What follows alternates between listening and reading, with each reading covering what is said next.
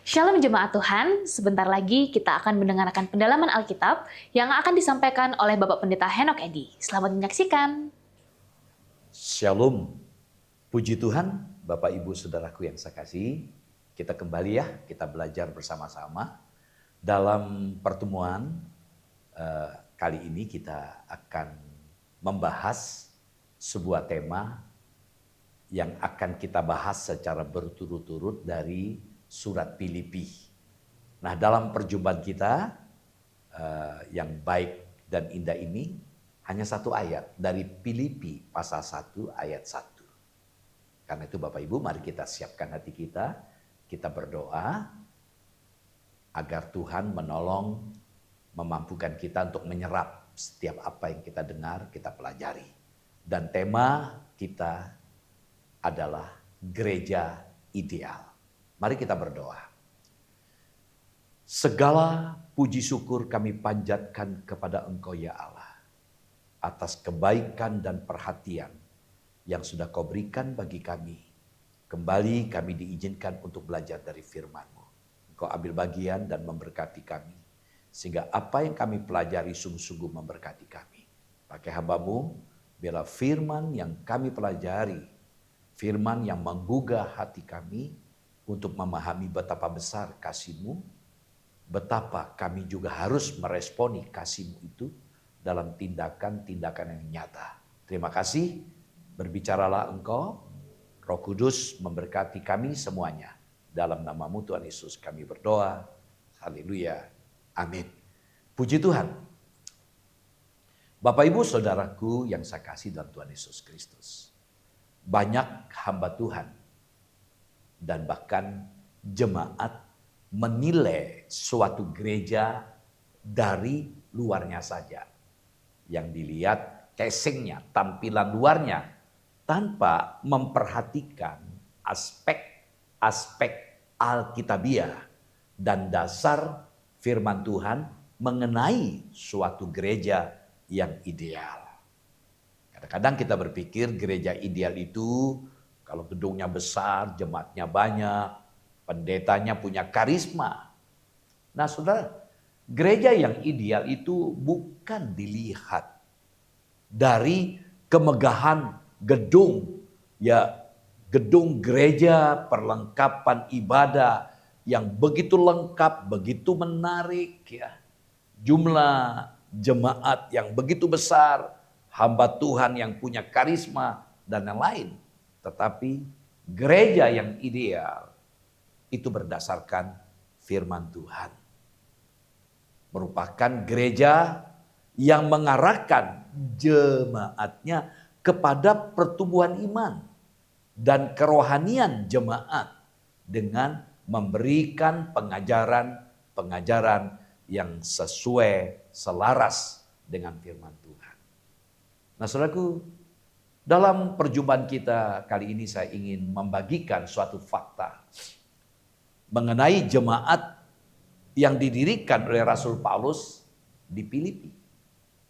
Menurut hemat saya, jemaat ini atau gereja ini adalah gereja yang ideal.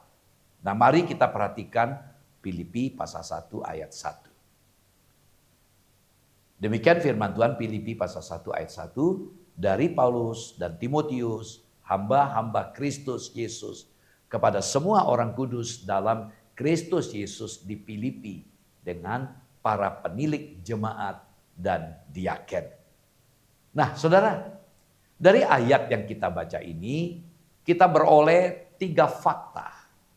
3 fakta berhubungan dengan sebuah persekutuan yang disebut jemaat atau gereja.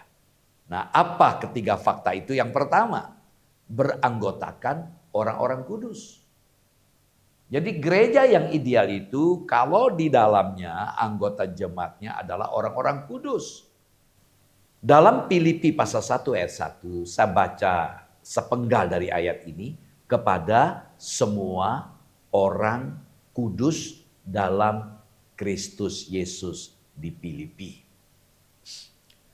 Perhatikan kata yang kudus di sini dari kata hagioi. Hagioi itu berarti orang yang dikhususkan untuk Allah. Terpisah dari dosa untuk dikhususkan bagi Allah. Mereka yang dikhususkan, dispesialkan secara eksklusif untuk pelayanan Allah. Jadi ini bukan suatu rujukan untuk gaya hidup tanpa dosa, tapi kepada posisi forensik atau hukum orang percaya di dalam Kristus. Apa itu nanti saya akan jelaskan lebih detail istilah hukum di sini. Jadi sebutan orang kudus di sini sangat berkaitan dengan jemaat yang biasa muncul di awal surat-surat yang disampaikan oleh Paulus. Misalnya kita lihat 1 Korintus pasal 1 ayat 2. 1 Korintus pasal 1 ayat kedua, kepada jemaat Allah di Korintus, yaitu mereka yang dikuduskan dalam Kristus Yesus dan yang dipanggil menjadi orang-orang kudus. Amin. Nah, saudara, dari ayat ini kita bisa melihat kata dalam Kristus Yesus. Di sini menyiratkan bahwa kekudusan ini merujuk kepada status kudus. Perhatikan, status kudus yang diperoleh, yang didapati berdasarkan karya penebusan Kristus. Kematian Yesus yang dia percayai itu membuat dia memiliki status kudus. Jadi di sini Bapak Ibu Saudaraku bukan bicara tentang hasil usaha mereka. Bukan oleh karena kebaikan mereka sendiri. Ini adalah kekudusan secara posisi. Kekudusan secara posisi. Secara hukum. Mereka memiliki posisi sebagai orang kudus. Posisi inilah dimungkinkan oleh karena bukan usaha, tapi ini anugerah Allah di dalam Kristus. Puji Tuhan.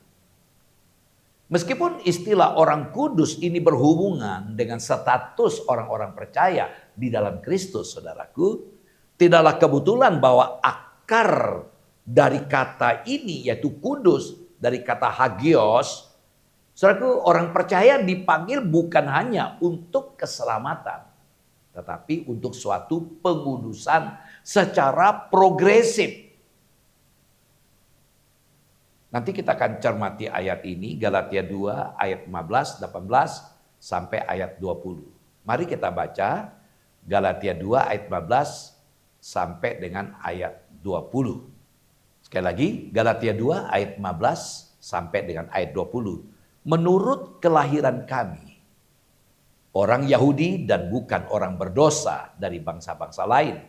Kamu tahu bahwa tidak seorang pun yang dibenarkan oleh karena melakukan hukum Taurat, tapi hanya oleh karena iman dalam Kristus Yesus. Sebab itu kami pun telah percaya kepada Kristus Yesus, supaya kami dibenarkan oleh karena iman dalam Kristus, dan bukan oleh karena melakukan hukum Taurat. Sebab tidak ada seorang pun yang dibenarkan. Perhatikan di sini, tidak ada seorang pun yang dibenarkan oleh karena apa? Melakukan hukum Taurat. Tapi jika kami sendiri, sementara kami berusaha untuk dibenarkan dalam Kristus, ternyata adalah orang-orang berdosa. Apakah hal itu berarti bahwa Kristus adalah pelayan dosa? Sekali-kali tidak. Karena jikalau aku membangun kembali apa yang telah kurombak, aku menyatakan diriku sebagai pelanggar hukum Taurat. Ayat 19 sampai 20. Sebab aku telah mati oleh hukum Taurat untuk hukum Taurat, supaya aku hidup untuk Allah. Aku telah disalibkan dengan Kristus, namun aku hidup, tapi bukan lagi aku sendiri yang hidup, melainkan Kristus yang hidup di dalam aku. Dan hidupku yang kuhidupi sekarang di dalam daging adalah hidup oleh iman dalam anak Allah yang telah mengasihi aku dan menyerahkan dirinya untuk aku. Puji Tuhan, perhatikan ayat ini. Jadi dikatakan melainkan Kristus yang hidup dalam aku. Jadi kita yang dibenarkan ini Karena kita percaya kepada Yesus yang sudah menebus kita. Dikatakan Yesus hidup dalam kita. Hidup oleh karena apa? Oleh iman dalam anak Allah. Luar biasa. Jadi kita melihat orang percaya itu ditakdirkan sebelumnya. Perhatikan, orang percaya ditakdirkan sebelumnya untuk apa? Untuk kekudusan. Luar biasa kan? Ditetapkan sebelumnya dari kata hagiasmos. Ya, tidak hanya sorga untuk pelayanan, bukan hak istimewa. Mari kita lihat Efesus pasal 1 ayat yang keempat. Efesus pasal 1 ayat keempat. Sebab di dalam Dia Allah telah memilih kita sebelum dunia dijadikan, supaya kita kudus dan tak bercacat di hadapannya. Perhatikan ungkapan Allah telah memilih kita.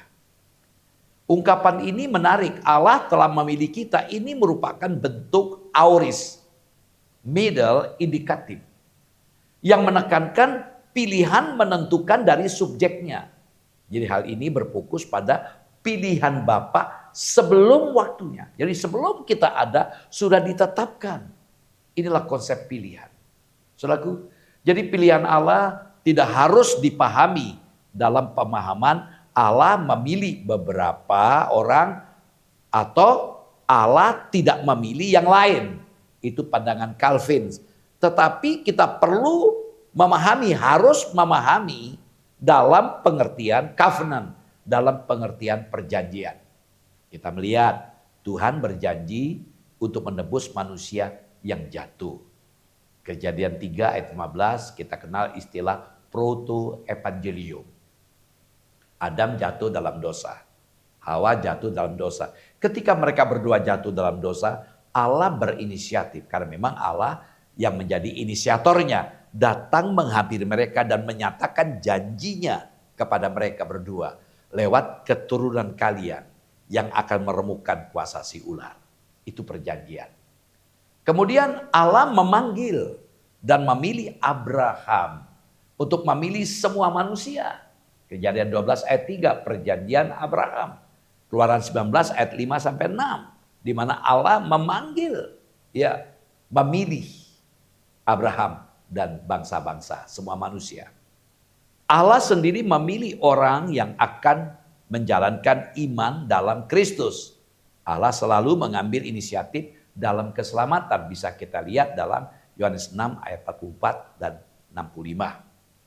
Jadi kita melihat sini juga Allah memilih orang percaya tidak hanya untuk keselamatan. Perhatikan. Jadi Allah memilih kita bukan hanya fokus hanya kepada keselamatan, yaitu pembenaran. Tapi juga untuk pengudusan. Jadi tidak cukup, tidak boleh kita puas oleh karena kita dibenarkan. Karena Allah tidak berhenti sampai situ pembenaran. Tapi dalam proses namanya sanctification, yaitu penyucian. Nah saudaraku, lalu lanjut kita baca ayat tadi dalam Efesus 1 ayat 4. Ungkapan supaya kita kudus dan tak bercacat di hadapannya. Sasaran dari predestinasi itu adalah kekudusan. Ya, bukannya hak istimewa. Panggilan Allah bukanlah untuk beberapa anak-anak Adam yang dipilih, tetapi bagi semua. Nah, ini merupakan panggilan agar manusia bisa menjadi sesuai dengan apa yang Tuhan inginkan, yaitu seperti Dia, menjadi serupa dengan Dia dalam gambarnya. Bisa kita lihat Kejadian 1 ayat 26-27 di mana manusia diciptakan bergambar dan rupa Allah. Saudaraku, membelokkan predestinasi menjadi prinsip teologis dan bukan hidup kudus itu merupakan sebuah tragedi. Jadi jangan kita ribut tentang penetapan, tentang pemilihan tanpa melihat untuk apa kita diselamatkan. Ya. Nah, saudaraku, seringkali a priori teologi sistematis kita berbicara lebih keras daripada naskah-naskah Alkitabiah. Perhatikan kemudian dalam Efesus 1 ayat 4 ini dikatakan ada istilah tidak bercelah. Dari kata Yunani amomos. Kata amomos atau bebas dari noda. Saudaraku, kehendak Allah yang tidak bisa diubah lagi. bagi setiap orang percaya tidak hanya sorga nanti, namun keserupaan dengan Kristus sekarang ini. Kita punya target dalam perjalanan iman kita, bagaimana kita bisa menjadi serupa dengan Kristus menuju pada kesempurnaan. Orang-orang percaya harus mencerminkan karakteristik Allah ke dunia yang hilang ini untuk tujuan kabar baik, yaitu penginjilan. Puji Tuhan. Mari kita lihat sini. Apa yang saya katakan tadi, kita tidak berhenti sebatas pembenaran. Kita dibenarkan. Kita lihat, saat kita percaya pada Yesus dari gambar ini, ya waktu kita mengaku, saya berdosa, saya membutuhkan Yesus sebagai Tuhan saya, sebagai juru selamat pribadi saya, kita undang dia, kita mengaku dosa, ada pemberesan, lalu kita undang dia, menjadikan dia sebagai Tuhan. Maka kita dibenarkan. Namun, hanya sebatas posisional. Nah, padahal Tuhan tidak memanggil kita hanya sebatas status posisional, secara de jure, secara in law, secara hukum, bahwa saya orang kudus. Namun kita harus berangkat kembali dan pengalaman state, tahap yang selanjutnya, yaitu sanctification dalam hal progresif. Tidak hanya berhenti secara posisional sebagai status kita orang kudus, namun progresif. Nah, ini sebuah pengalaman. Kalau boleh dikatakan de facto, kalau de jure-nya saya orang kudus. Namun secara de facto nanti dulu. Hidup ini berjalan terus. Kadang-kadang jatuh bangun. Karena daging yang selalu menuntut. Dia perlu de facto, kenyataannya, in fact. Nah, inilah adalah proses seumur hidup. Selama kita hidup, kita bisa jatuh bangun. Tapi ini sesuatu yang tidak dikehendaki oleh Tuhan. Supaya kita tidak jatuh bangun, libatkan Tuhan. Roh Kudus yang dijanjikan menyertai kita. Setiap orang percaya didiami oleh Roh Kudus. Kalau kita paham hal ini, mari kita punya persekutuan dengan Roh Kudus, dengan Tuhan. Yohanes 15 ayat 4, tinggallah di dalam Tuhan. Abide in me. Dari Yunaninya homeno. Hubungan tetap bagaikan orang yang menetap di sebuah tempat. Jadi kita perlu dipimpin oleh kehadiran Roh Kudus. Karena apa? Daging selalu menuntut untuk dituruti. Jadi pengalaman, ya secara penyucian ini, artinya penyucian secara pengalaman, experience sanctification atau progressive sanctification harus menjadi bagian dari hidup kita. Jadi ini tanggung jawab. Ya, waktu kita percaya, bagaimanapun bobroknya kita, rusaknya kita dibenarkan karena kita beriman. Namun tidak berhenti sebatas itu.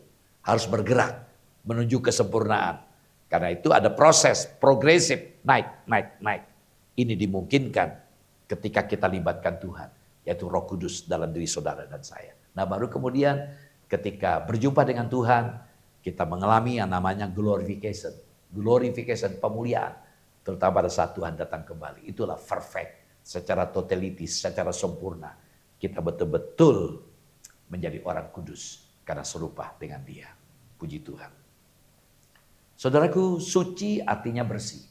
Kudus artinya bersih dan bebas dari noda, dari dosa. Orang-orang yang percaya kepada Yesus akan disucikan. Yaitu dibebaskan dari kuasa dosa. Kesucian tersebut merupakan buah dari pengorbanan dan kebangkitan Yesus yang mengalahkan maut. Penyucian orang-orang percaya bukan sekedar perubahan status, yaitu dari orang berdosa menjadi orang yang kudus. Lebih dari itu, saudaraku. Dalam panggilan tersebut tersemat tanggung jawab. Kita dituntut untuk menjaga kesucian, kekudusan hidup di dunia ini agar semakin diperkenan Tuhan sampai pada saat kedatangannya kembali. Jadi secara spesifik, kewajiban menjaga kesucian, kewajiban menjaga kekudusan itu terlihat dari kualitas kasih yang berdasarkan relasi hubungan kita dan pengenalan kita akan Tuhan. Puji Tuhan. Lalu kita kembali kepada Filipi pasal 1 tadi. Dari latar belakang perjanjian lama, saudaraku, yang disebut Kudus itu adalah orang atau barang atau suatu event atau kejadian atau peristiwa. Kita melihat orang Lewi disebut kudus. Kenapa? Karena dikhususkan untuk pelayanan keimaman bagi Allah. Mereka tidak boleh bekerja. Mereka hanya tugasnya melayani. Bait Allah atau tempat-tempat yang dikhususkan untuk Allah juga disebut kudus. Ya, demikian juga persepuluhan. Jadi persepuluhan, persembahan persepuluhan itu adalah kudus. Karena apa? Karena penggunaannya yang dikhususkan untuk siapa? Untuk orang Lewi, orang miskin, orang asing, janda, dan yatim piatu. Puji Tuhan. Lalu kemudian dalam perjanjian baru. Dalam perjanjian baru secara khusus orang yang percaya kepada Tuhan Yesus sebagai juru selamatnya, sebagai Tuhan dan juru selamat pribadinya disebut orang kudus. Jadi setiap orang Kristen itu dapat dikatakan orang kudus. Di Filipi mereka yang percaya itu adalah keluarga besar dari Lydia, Ibu Lydia di pengusaha. Keluarga besar dari kepala penjara. Kita tahu sipir kepala penjara ini bertobat dan keluarganya ambil keputusan sampai dibaptis. Dan tentunya juga ada budak-budak yang dibebaskan dari roh jahat oleh Tuhan melalui Paulus. Jadi itu anggota jemaat. Nah, dalam hal ini sangat jelas bahwa anggota jemaat yang ada di gereja Filipi terdiri dari orang-orang yang berasal dari berbagai macam etnis. Mulai dari kepala penjara, tentu saja orang Roma, Lydia orang Yahudi, atau bisa disebut orang mualaf karena dari non-Yahudi yang memeluk agama Yahudi terbukti berjemaah di sinagog. Dan besar kemungkinan budak itu juga orang Yunani. Itulah jemaat yang ada di Filipi. Selain itu saudaraku, jadi anggota jemaat Filipi juga berasal dari strata. Strata sosial yang berbeda-beda. Kepala penjara tentu saja ya ASN, ya pegawai negeri kalau sekarang. Lydia pengusaha, anggota keluarga besar Lydia maupun kepala penjara tentu saja budak-budak. Bukan itu saja, dalam jemaat Filipi wanita.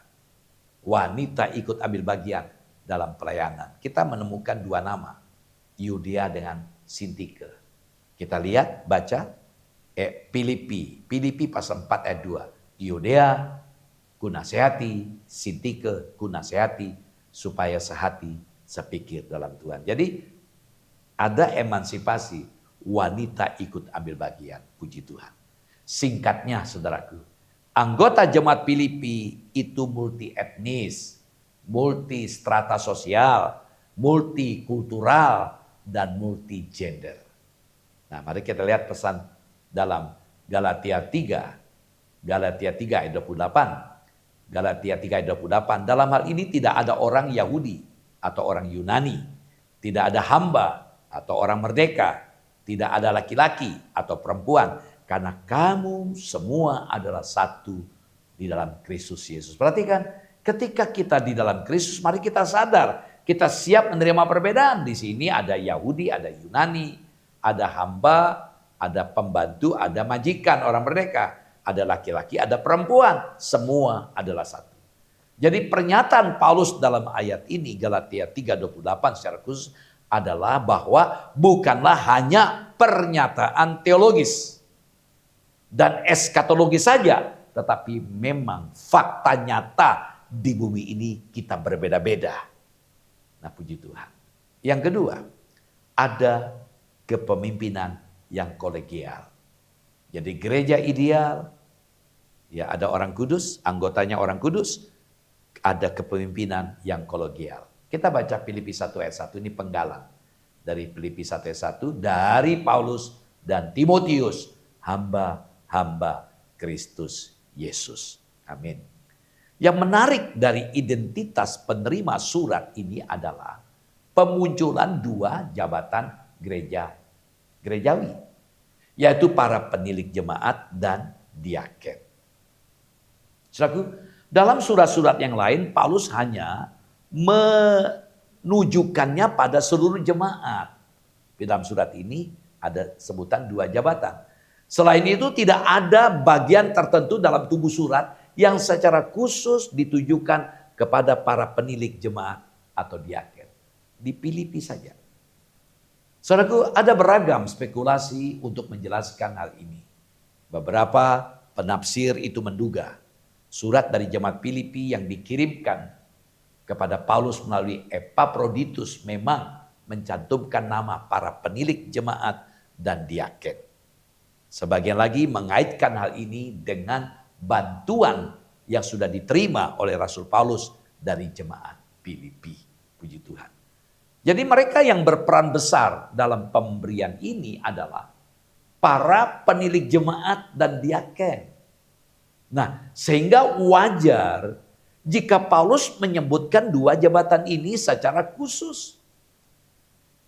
Lalu ada pula yang memahami dua sebutan ini hanya secara fungsional. Kaitan erat dengan aktivitas kegiatan, bukan jabatan resmi dalam gereja. Itu pemahaman yang muncul. Saudaraku, tidak mudah menentukan alasan di balik penyebutan dua jabatan gerejawi ini, saudaraku.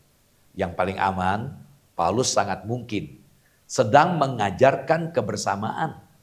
Dia sengaja menyebutkan dua jabatan ini dan meletakkannya pada posisi yang sama dengan semua orang kudus jemaat. Jadi hal ini selaras dengan sebutan hamba yang dia kenakan untuk dirinya sendiri maupun kepada Timotius.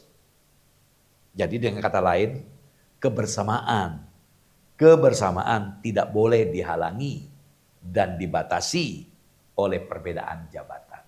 Harus kita pahami. Saudaraku, jemaat Filipi tidak memiliki pemimpin tunggal, tetapi jamaah bersifat plural. Ya, pada umumnya gereja yang dominan itu pemimpin tunggal, terutama aliran Pentakosta. Pemimpin ini terdiri dari dua kategori. Perhatikan, saya katakan tidak ada pemimpin tunggal yang di surat Filipi ini, di jemaat Filipi. Ya, ada dua kategori pemimpin. Yang pertama eksternal. Penulis surat yaitu Paulus bersama-sama dengan Timotius diakui sebagai hamba-hamba Tuhan. Memang Paulus pendiri jemaat Filipi, namun demikian pelayanannya lebih luas. Dia bersama dengan Timotius terbeban berat untuk jemaat lokal seperti Filipi. Nah, demikian juga jemaat Filipi mengakui jabatan. Dan pelayanannya terbukti jemaat Filipi ikut mendanai, memberikan kontribusi bagi pelayanan Paulus.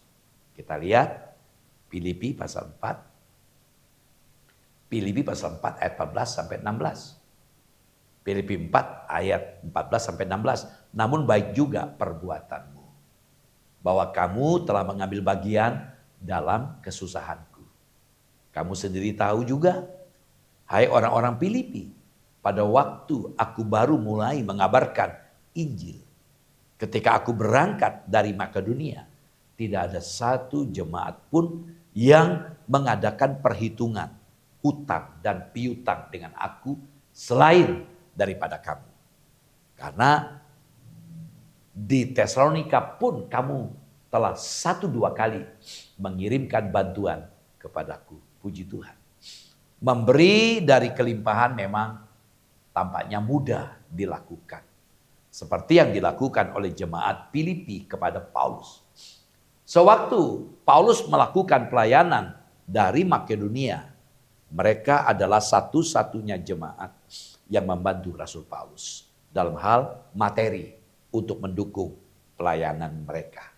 Jadi dengan demikian jemaat mengakui adanya pemimpin-pemimpin rohani di luar jemaat lokal yang ikut ambil bagian dalam membangun jemaat. Puji Tuhan.